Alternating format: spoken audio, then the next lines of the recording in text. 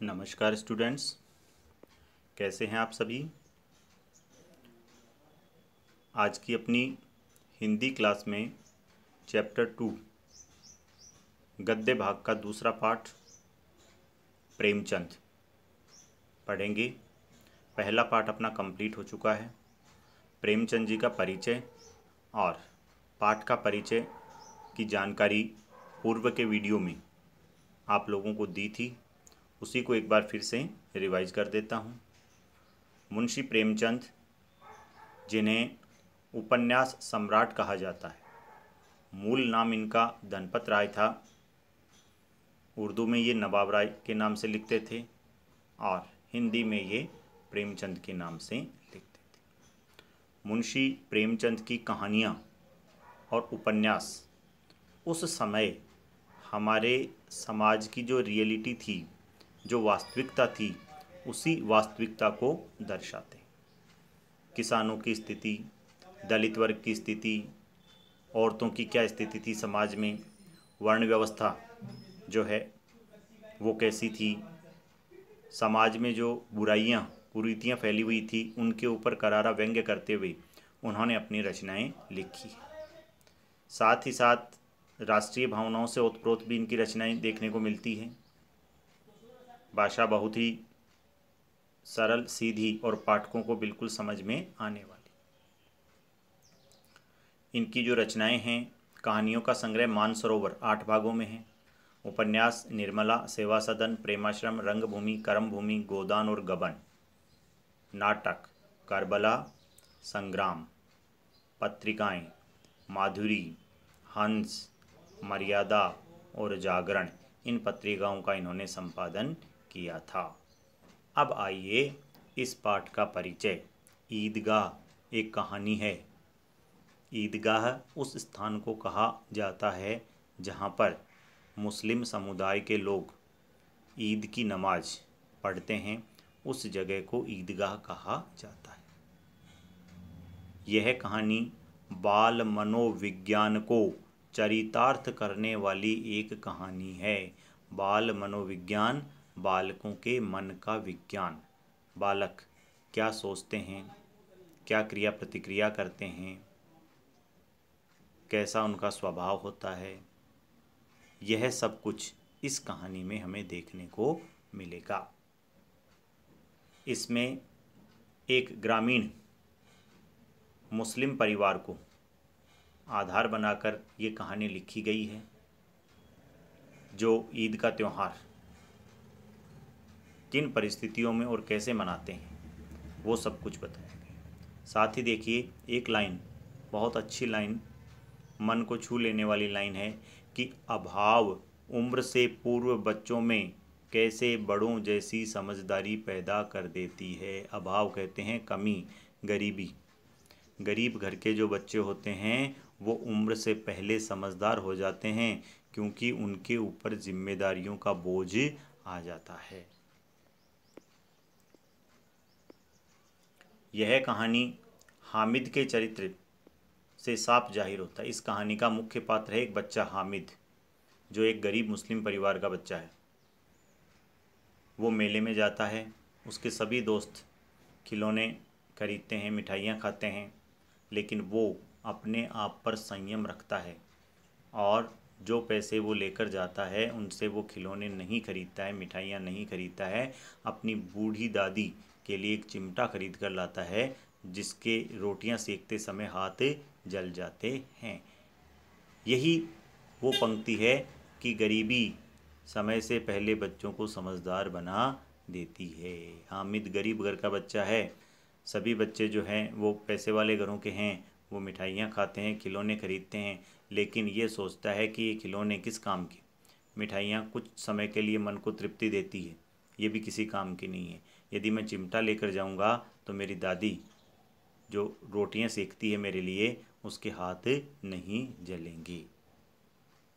साथ ही साथ इस कहानी में श्रम के महत्व को भी उद्घाटित किया गया है। श्रम का महत्व है काम, परिश्रम, उसके महत्व को बताया गया है। ये कहानी का परिचय था।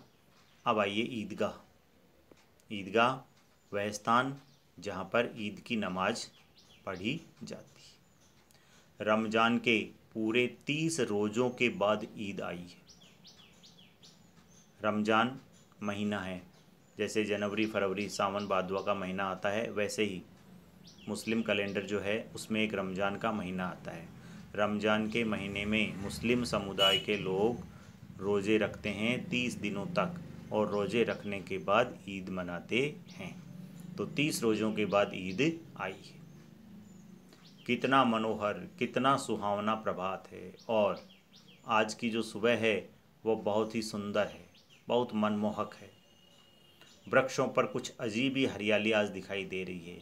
खेतों में कुछ अजीब रौनक है। आसमान पर कुछ अजीब लालिमा है। आज का सूर्य देखो कितना प्यारा, कितना शीतल है, मानो ये सूर्य संसार को ईद की बधाई दे रहा है।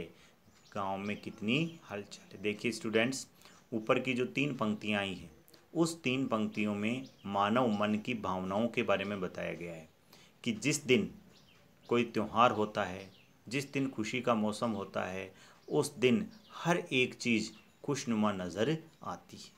आज ईद का दिन है तो आज प्रकृति में भी सुंदरता दिखाई दे रही है। सूरज भी आज मानो सभी लोगों को ईद की बधाई दे रहा है। तो इससे ये साबित होता है कि जब हमारे जीवन में उमंग और उत्साह का माहौल होता है, सुख का माहौल होता है, उस समय हर एक चीज़ हमें अच्छी लगती है। गांव में हलचल है। ईदगाह जाने की तैयारियां हो रही है। सब ईदगाह जाने के लिए सभी लोग तैयार हो रहे हैं। किसी के कुर्ते में बटन नहीं है, और जो लोग ईदगाह जाने की तैयारी कर रहे हैं, जब कुर्ता शर्ट देखा तो उसका बटन टूटा हुआ है। पड़ोस के घर से सुई धागा लेने के लिए दौड़ रहा है, भाई जल्दी से जो है वो अम्मा सुई धागे से बटन लगा दी। किसी के जूते कड़े हो गए हैं। जूते आजकल जो हम जूते पहनते हैं वो 2-4-5 दिन से अपन उनको पॉलिश करते हैं। पॉलिश करने से जूते मुलायम हो जाते हैं। पहले क्या करते थे लोग, खाल की जूतियां पहनते थे, और वो जूतियां काफ़ी लंबे समय तक पहनने से कड़ी हार्ड हो जाती थी, तो उनके तेल लगाते थे जिससे वो सॉफ्ट हो जाए। तो किसी के जूते कड़े हो गए हैं, उनमें तेल डालने के लिए तेली के घर भागा जा रहा है। तेली जो तेल बेचने का काम करता था, उसके घर से तेल लेने के लिए जा रहे हैं। जल्दी जल्दी बैलों को सानी पानी दे दे, और सब लोग अपने अपने बैलों को जल्दी जल्दी सानी पानी, चारा पानी उनको दे रहे हैं। ईदगाह से लौटते लौटते दोपहर हो जाएगी, ऐसा सोचते हैं। 3 कोस का पैदल रास्ता है साहब। 3 कोस। कोस हमारे आम बोलचाल पर एक दूरी का माप है। ऐसा कहा जाता है कि एक कोस में 3 किलोमीटर होते हैं लगभग। तो यहाँ 3 कोस है, मतलब 8-9 किलोमीटर का रास्ता तय करना है। फिर सैकड़ों आदमियों से मिलना है, बैठना भी है। दोपहर से पहले लौटना असंभव है। सब लोग जल्दी जल्दी काम कर रहे हैं, भाई जल्दी चलो, ईदगाह जाना है, लोगों से मिलना भी है, पैदल चलना है तो समय लगेगा, दोपहर तक वापस लौटना होगा। आपने ऊपर की जो 2 लाइनें देखी है वो है कि कोई कुर्ते में बटन लगाने के लिए सुई धागा ला रहा है, कोई जूतों में तेल दिलाने के लिए तेली के घर से तेल ला रहा है। ये गरीब परिवार की स्थिति को बयां करती है ये पंक्तियाँ। यहाँ गरीब मुस्लिम परिवार जो है उनका चित्रण इस कहानी में किया गया है। लड़के सबसे ज़्यादा प्रसन्न है साहब, बच्चे। और बच्चे जब भी कोई उत्सव होता है, कोई त्यौहार होता है, तो उनकी खुशी अलग ही होती है। क्यों? क्योंकि उन्हें बाकी सब कामों से कोई चिंता नहीं होती है, वो फ्री माइंड होते हैं। तो बच्चे बहुत ज़्यादा खुश है आज। किसी ने एक रोज़ा रखा है, वह भी दोपहर तक, किसी ने वह भी नहीं, लेकिन ईदगाह जाने की खुशी उनके हिस्से की चीज़ है। और बड़े जो लोग हैं वो तो रोज़े रखते हैं, बच्चे भी जिद में कह देते हैं कि साहब रोज़ा रखना है, लेकिन वो नहीं रख पाते हैं। किसी ने 1 रखा, किसी ने आधा रखा, लेकिन खुशी ईदगाह जाने की बड़ों से कम नहीं है, बड़ों से ज़्यादा ही है साहब। हो सकता है रोज़े इन्होंने बड़ों से कम रखे हो, लेकिन इनकी खुशी जो है वो बड़ों से ज़्यादा है। लेकिन ईदगाह जाने की खुशी उनके हिस्से की चीज़ है। रोज़े बड़े बूढ़ों के लिए होंगे, हम तो वहाँ जाएंगे मेले में और खूब मस्ती करेंगे। इनके लिए तो ईद है। रोज़ ईद का नाम रटते थे, आज ईद आ गई है। छोटे बच्चे जब भी किसी चीज़ की जिद करते थे तो उनके घर वाले कहते थे भाई नए कपड़े ईद पर ला कर देंगे, वो चीज़ ईद पर ला कर देंगे, पैसे ईद पर देंगे। तो बड़े दिनों से बड़ी बेसब्री से इस ईद का इंतज़ार था और आज वो ईद आ गई।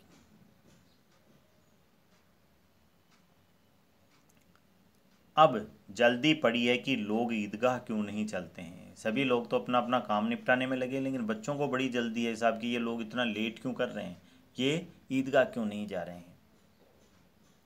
इन्हें गृहस्थी की चिंताओं से क्या प्रयोजन, क्या मतलब। लोगों को तो घर गृहस्थी की चिंता है, कोई बैलों को पानी दे रहा है, कोई क्या काम कर रहा है, कोई क्या काम कर रहा है, लेकिन इन बच्चों को घर गृहस्थी की कोई चिंता नहीं है। सेवैयों के लिए दूध और शक्कर घर में है या नहीं, इनकी बला से ये तो सेवैयाँ खाएंगे। और ईद के मौके पर सेवैयाँ बनती है जो लोग बड़े चाव से खाते हैं। अब उन सेवैयों को बनाने के लिए दूध और चीनी घर पर है या नहीं है, इनको कोई मतलब नहीं है, इनको तो सेवैयाँ खानी है। वह क्या जाने कि अब्बा जान क्यों बदहवास जल्दबाजी में चौधरी कायम अली के घर जोड़े जा रहे हैं। अब्बा जान जो है चौधरी कायम अली, एक पैसे वाला आदमी है गांव में, उसके घर की तरफ जा रहे हैं, शायद कुछ सामान लेने, शायद कुछ कर्जा लेने। यदि वो कायम अली कुछ पैसे दे दे तो ईद अच्छी मन जाए, लेकिन बच्चों को इससे कोई मतलब नहीं। उन्हें क्या खबर कि चौधरी आंख बदल ले तो यह सारी ईद मुहर्रम हो जाए। चौधरी ने कह रखा है कि ईद पर पैसे दे दूंगा, अब्बा जान पैसे लाने जा रहे हैं। अब मान लो चौधरी आंख बदल ले, अपना इरादा बदल ले, तो सारी ईद मुहर्रम हो जाए। देखिए दो मुहावरे आए हैं, वापस पढ़ाऊंगा इस लाइन को। दो मुहावरे हैं, एक है आंख बदलना जिसका अर्थ होता है इरादा बदल लेना, और एक मुहावरा है ईद मुहर्रम हो जाना। ईद मुहर्रम हो जाना। ईद एक खुशी का त्यौहार है और मुहर्रम गम का त्यौहार है, गमी का त्यौहार है। तो यदि चौधरी कायम अली आंख बदल ले, इरादा बदल ले, तो सारी ईद मुहर्रम हो जाए, सारी खुशियां गमों में बदल जाएगी। उनकी अपनी जेबों में तो कुबेर का धन भरा हुआ है। बच्चों की यदि किसी के पास एक पैसा या दो पैसा है तो भी वो कहते हैं हमारे पास बहुत सारे पैसे हैं।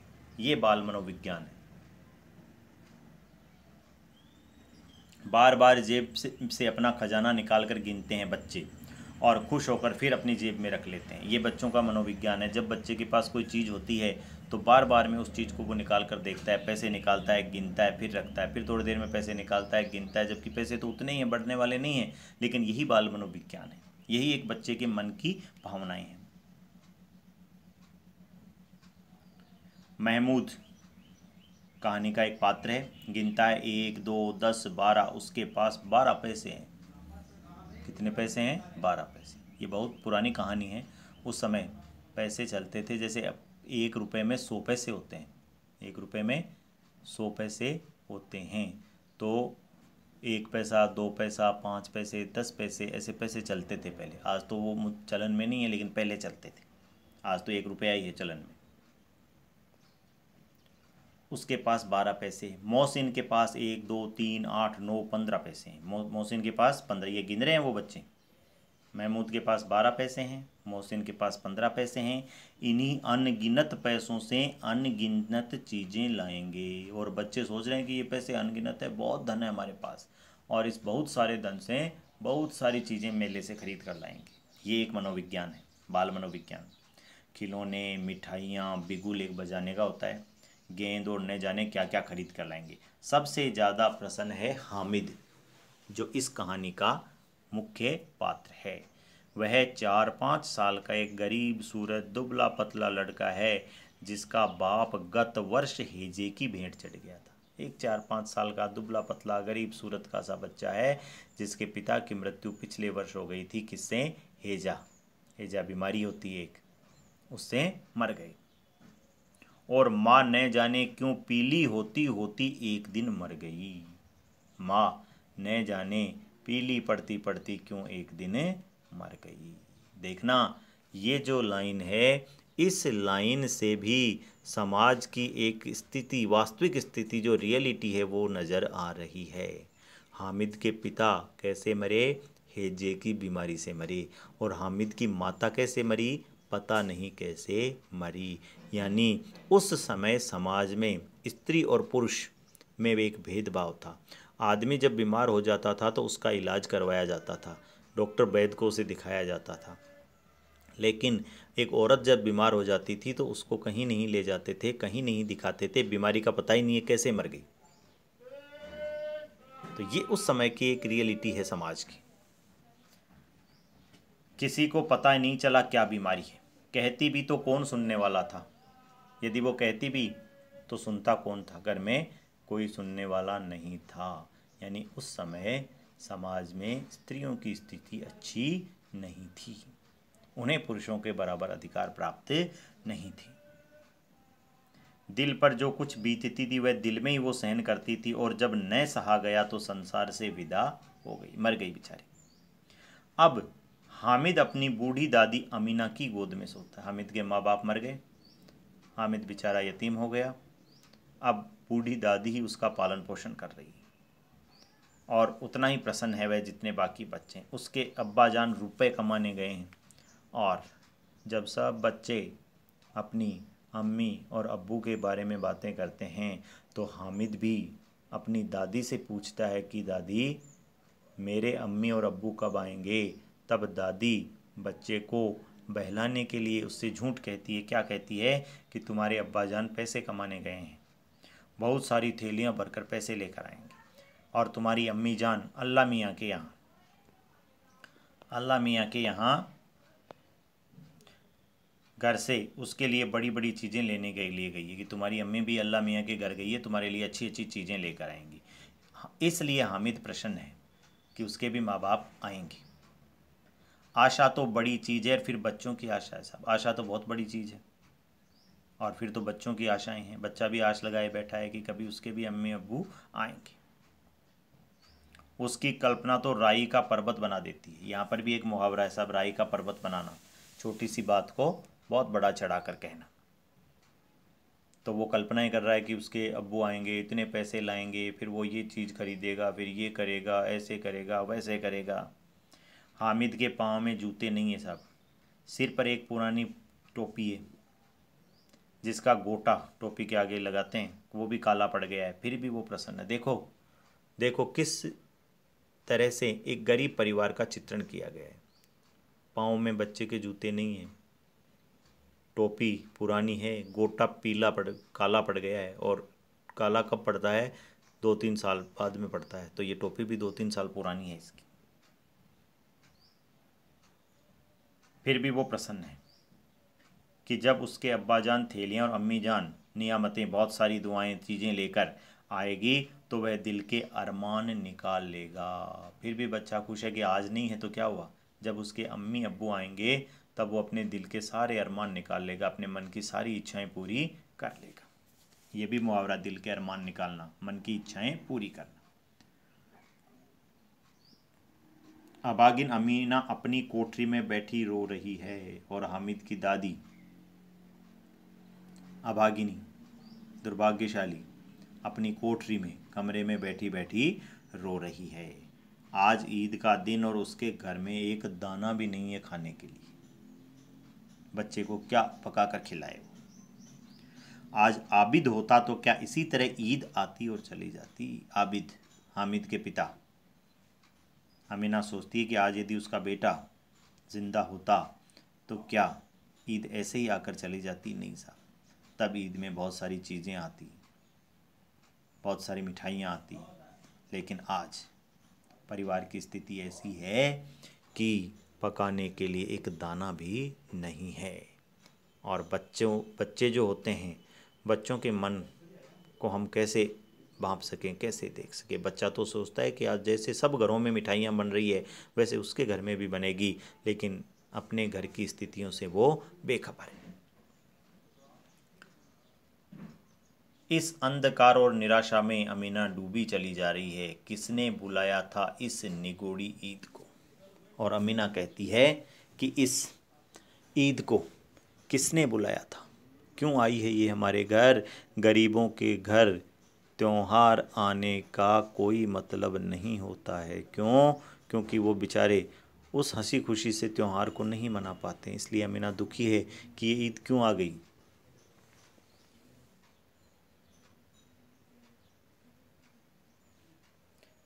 इस घर में उसका काम नहीं है। ईद का काम तो उन घरों में है जिन घरों में पैसे हैं। लेकिन हामिद, उसे किसी के मरने जीने से क्या मतलब है। उसके अंदर प्रकाश है, बाहर आशा है। विपत्ति अपना सारा दलबल लेकर आए, हामिद की आनंद भरी चितवन यानी नज़र उसका विध्वंस कर देगी। अमीना बड़ी है, वो तो समझ सकती है, लेकिन ये तो बच्चा है साहब, छोटा, ये नहीं समझ सकता है। उसके अंदर प्रकाश है, आशावादी है, और उसका मानना है कि विपत्ति चाहे कितनी बड़ी क्यों ना आ जाए, वो उस विपत्ति का विध्वंस कर देगा। हामिद भीतर जाकर दादी से कहता है, तुम डरना नहीं अम्मा, मैं सबसे पहले आऊँगा, बिल्कुल मत डरना। अमीना का दिल कचर उठ रहा है। अमीना का दिल बड़ा दुखी हो रहा है कि बच्चे को मेले में कैसे भेजूं, क्या देकर भेजूं। न तो पैसा है, न घर में कोई मिठाई है, बच्चा को क्या खिलाऊं। गांव के बच्चे अपने अपने बाप के साथ जा रहे हैं, ये बेचारा यतीम किसके साथ भेजूं इसे। हामिद का अमीना के सिवा और कौन है, उसे कैसे अकेले मेले में जाने दें। उस भीड़ भाड़ में बच्चा कहीं खो गया तो क्या होगा। नहीं, अमीना उसे यूं नहीं जाने देगी। नन्ही सी जान, 3 कोस कैसे चलेगा, पैरों में छाले पड़ जाएंगे, जूते भी तो नहीं हैं। वह थोड़ी थोड़ी दूर पर उसे गोद में ले लेगी, लेकिन यहाँ सेवैयाँ कौन पकाए। वो सोचती है कि मैं चली जाऊँ, बच्चे को गोद में ले जाऊँ, लेकिन मैं गई तो यहाँ सेवैयाँ कौन पकाएगा। पैसे होते तो लौटते लौटते सब सामग्री जमा करके चटपट बना लेती। यदि जेब में पैसे होते तो सारा सामान खरीद कर ले आती और फटाफट बना लेती। यहाँ तो घंटे चीज़ें जमा करते लगेंगे। क्यों? क्योंकि घर में तो कुछ है नहीं, सब कुछ मांगना पड़ेगा। किसी से क्या लाएगी, किसी से क्या लाएगी, तो बहुत टाइम लग जाएगा। मांगे का ही तो भरोसा ठहरा, मांगने से ही काम चलने वाला है। यहाँ तो घर में तो कुछ है नहीं।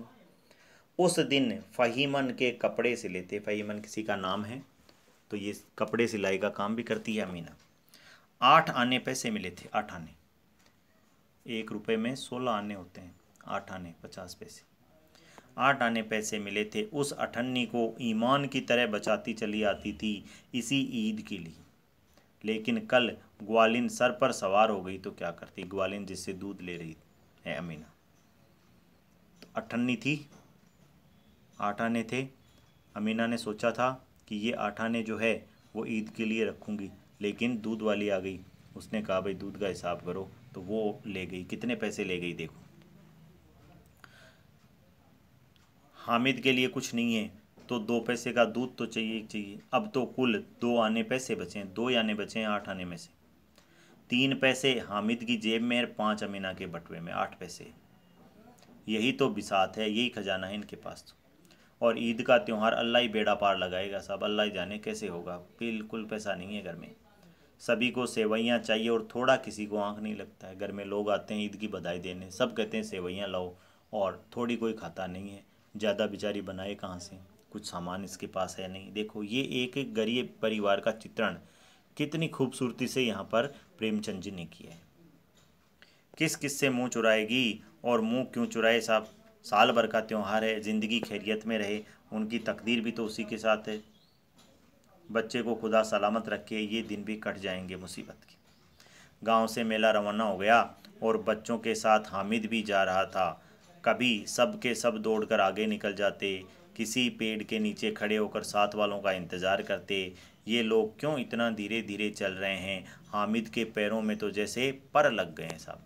और बच्चे मेले में जा रहे हैं, वो उससे आगे भाग रहा है, वो उससे आगे भाग रहा है, कभी जाकर रुक जाते हैं। यही बाल मनोविज्ञान है।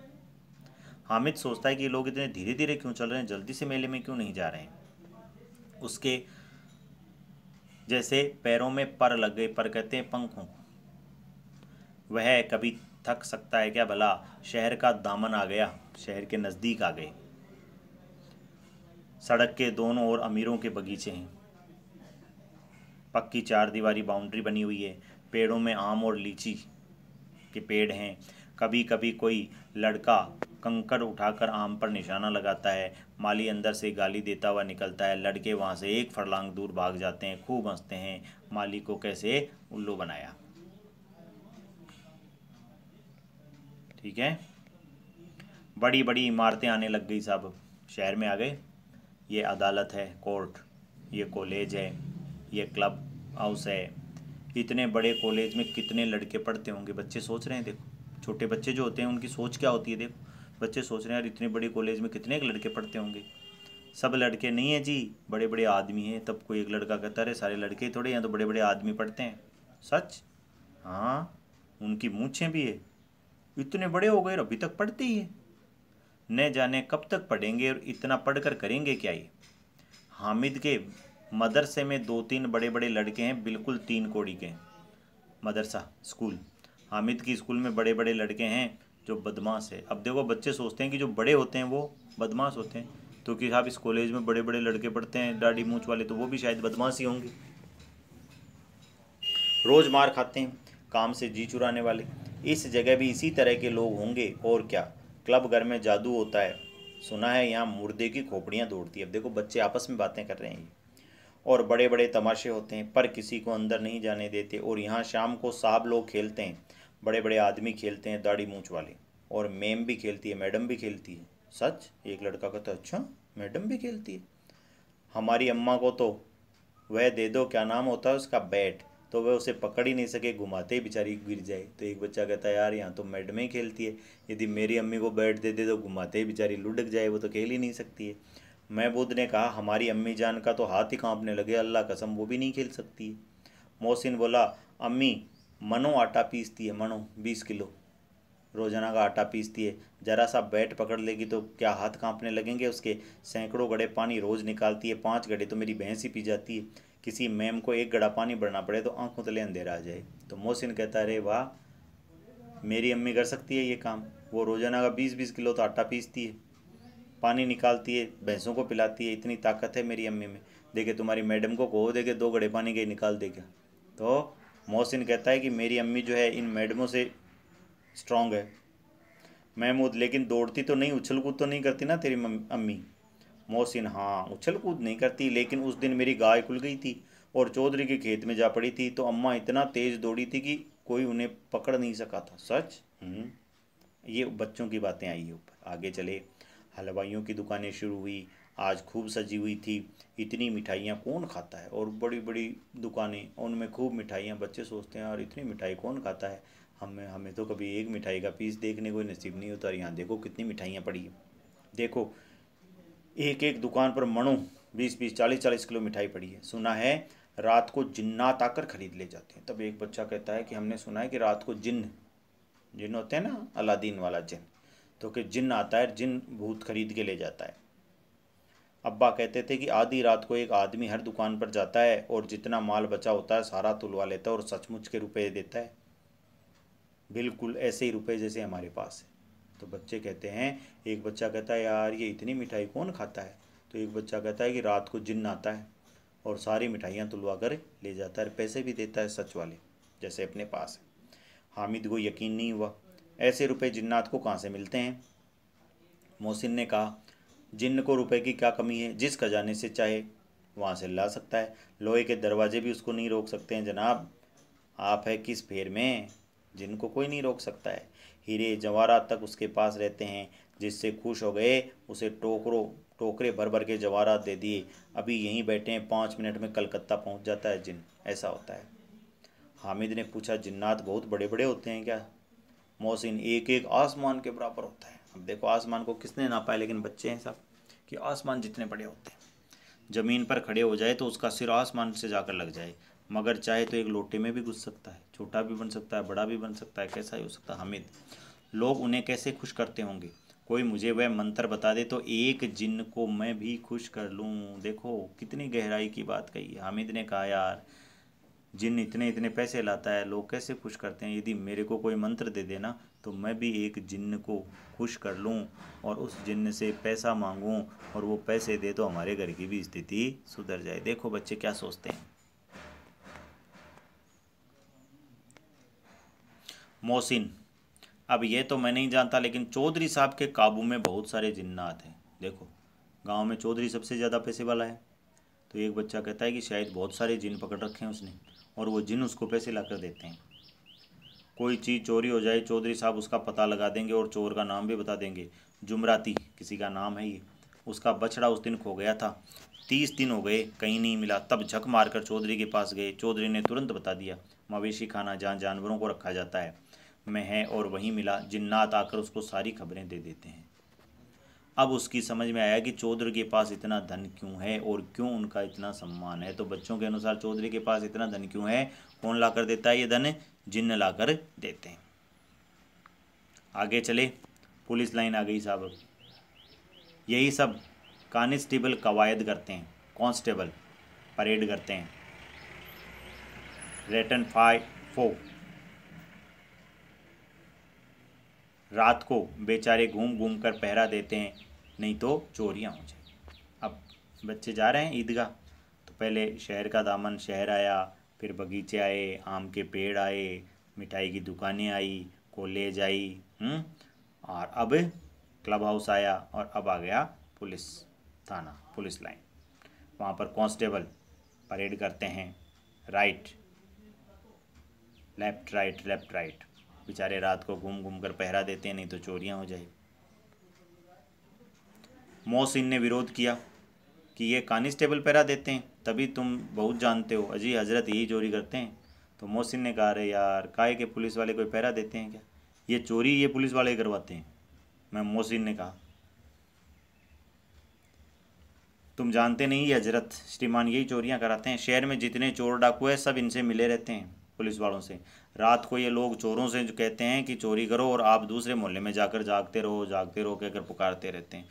जब भी इन लोगों के पास इतने रुपए आते हैं पुलिस वालों के पास। मोहसिन कहता है कि मेरे मामू एक थाने में कांस्टेबल है, 20 रुपये महीना तनख्वाह है, लेकिन 50 रुपये घर भेजते हैं, तो वो 30 रुपये रिश्वत के ही है, इन चोरों से लेते हैं। अल्लाह कसम, मैंने एक बार पूछा था कि मामू आप इतने रुपए कहाँ से पाते हैं, हंसकर कहने लगे, बेटा अल्लाह देता है। फिर आप ही बोले, हम लोग चाहे तो एक दिन में लाखों मार लाएं, हम तो इतना ही लेते हैं जिससे अपनी बदनामी न हो और नौकरी भी नहीं चली जाए। तो देखो बच्चे क्या सोचते हैं, बच्चे सोचते हैं कि ये पुलिस वाले जो है ना, ये रक्षा नहीं करते हैं, ये चोरियां करवाते हैं, चोरों से मिले हुए हैं और खूब रिश्वत खाते हैं। हामिद ने पूछा, ये लोग चोरी करवाते हैं तो कोई इनको पकड़ता क्यों नहीं। तो मोहसिन उसकी नादानी पर दया दिखाकर बोला, अरे पागल, इनको कौन पकड़ेगा, पकड़ने वाले तो ये खुद ही है, इनको कौन पकड़ेगा, पकड़ने वाले तो ये लोग खुद है, लेकिन अल्लाह इन्हें सज़ा खूब देता है, हराम का माल हराम में जाता है। थोड़े दिन में मामू के घर में आग लग गई, सारी लेई पूंजी जल गई, एक बर्तन भी नहीं बचा। एक दिन पेड़ के नीचे सोए, अल्लाह कसम पेड़ के नीचे, फिर न जाने कहाँ से 100 रुपये कर्ज लाए और बर्तन भांडे खरीद कर लाए। तो देखो बच्चे ये भी कहते हैं कि गलत तरीके से पैसा कमाया हुआ जो है वो गलत तरीके से ही निकल जाता है, अल्लाह सब देख रहा है। मामू के घर में आग लग गई, सब कुछ जल गया, जितनी रिश्वत खाई थी, जितना सामान खरीदा था, सब गया। हामिद, 100 तो 50 से ज़्यादा होते हैं क्या। देखो बच्चे बातें करें कि ये 150 से ज़्यादा होते हैं क्या। अरे कहाँ 50, कहाँ 150, एक थैली भर के होता है, 100 की 2 थैलियाँ भर जाती है। अब बस्ती घनी होने लग गई, ईदगाह जाने वालों की टोलियाँ नज़र आने लग गई, एक से एक भड़कीले वस्त्र पहन रखे हैं लोगों ने, नए अट्रैक्टिव कपड़े। कोई इक्के तांगे पर सवार होकर, घोड़े गाड़ी पर, तांगे पर, कोई मोटर पर, सभी इत्र में बसे हैं, सब सेंट लगाए हुए हैं, सभी के दिलों में उमंग है। ग्रामीणों का ये छोटा सा दल अपनी विपन्नता से बेखबर, संतोष और धैर्य में मगन चला जा रहा था। पैसे वाले लोग तो गाड़ी में तांगे में आ रहे हैं, और ये ग्रामीण समुदाय जो है, छोटा सा दल है, गरीब है, लेकिन उन सब बातों से बेखबर अपनी मस्ती में चला जा रहा है। विपन्नता कहते हैं गरीबी को। बच्चों के लिए नगर की सभी चीज़ें अनोखी थी, जिस चीज़ की ओर देखते देखते ही रह जाते, और पीछे से बराबर हॉर्न की आवाज़ होने पर भी चेतते। पीछे से गाड़ी वाला हॉर्न देता, रे हटो हटो। हामिद तो मोटर के नीचे आते आते बचा था, जाते जाते बचा था। ठीक है स्टूडेंट्स, अब अगली क्लास में यहाँ से अपन पढ़ेंगे और बाकी के इसके प्रश्न उत्तर जो बचे हैं वो करेंगे। धन्यवाद। वीडियो को आप लोग पूरा देखें, और देखने के बाद में कोई समस्या हो तो आप फ़ोन करके या व्हाट्सएप से पूछ सकते हैं। धन्यवाद।